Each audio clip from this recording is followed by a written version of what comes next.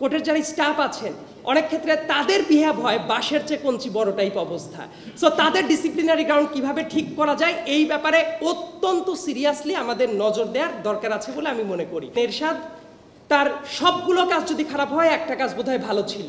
ওই হাইকোর্টের বেঞ্চগুলোতে বিভাগীয় শহরগুলোকে নিয়ে যাওয়ার যে একটা প্ল্যান করেছিল, আমার মনে হয় যে এই 18 কোটি দেশের এই বিভাগীয় বেঞ্চগুলো আমার মনে হয় যে স্থাপন করা উচিত। সব কিছু যদি ঢাকামুখী হয় তাহলে বিচার ব্যবস্থা একদম রন্ধ্রে রন্ধ্রে বাধাগ্রস্ত হতে থাকে।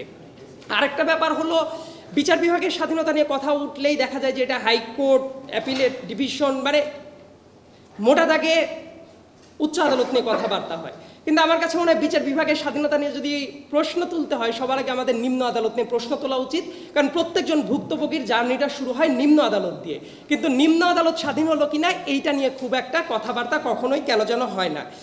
আর সুপ্রিম কোর্টের বিচারপতি নিয়োগ নিয়ে বর্তমানে যে স্ট্রাকচারটা আছে, খুবই দুঃখের বিষয় হলো রাজা যাবে রাজা আসবে, তাদের মন মতো জাজদের নিয়োগ দেওয়ার সুযোগটা থাকে।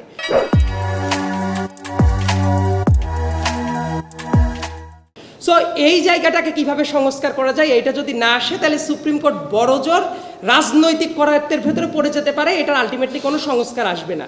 আর ওই যে প্রত্যেকটা কোর্টে যারা সরকারি উকিল আছেন, সরকারি অফিসিয়াল আছেন, তাদের ইতোমধ্যে আর্থিক ব্যাপারটা নিয়ে একটু আগেই কথা হচ্ছিল। এই ব্যাপারটা যদি স্ট্যান্ডার্ড না হয় তাহলে ওই পদ আর পদবিকে কেন্দ্র করে তারা সবাই ব্যবসা করবে। আমার কাছে মনে হয় এটা খুবই স্বাভাবিক একটা ঘটনা। সো তাদের পিকুনিয়ারি হিসাবটা আলাদা করে চিন্তা ভাবনা করার দরকার আছে। আর কোর্ট স্ট্রাকচারের ভেতরে সেটা প্রত্যেকটা জায়গাতে, জেলা কোর্টের কথাই বলি, সুপ্রিম কোর্টের কথাই বলি, অনেক ক্ষেত্রে যেটা হয় যে কোর্ট তো আসলে বিচারপতিদের নিয়ে কথা হয়, আইনজীবীদের নিয়ে কথা হয়, অ্যাট দ্য সেম টাইম কোর্টের যারা স্টাফ আছেন অনেক ক্ষেত্রে তাদের বিহেভ হয় বাঁশের চেয়ে কঞ্চি বড় টাইপ অবস্থা। সো তাদের ডিসিপ্লিনারি গ্রাউন্ড কিভাবে ঠিক করা যায় এই ব্যাপারে অত্যন্ত সিরিয়াসলি আমাদের নজর দেওয়ার দরকার আছে বলে আমি মনে করি। আমি খুবই সংক্ষেপে আমার বুলেট পয়েন্টগুলো উপস্থাপন করলাম। ধন্যবাদ সবাইকে। আসসালামু আলাইকুম।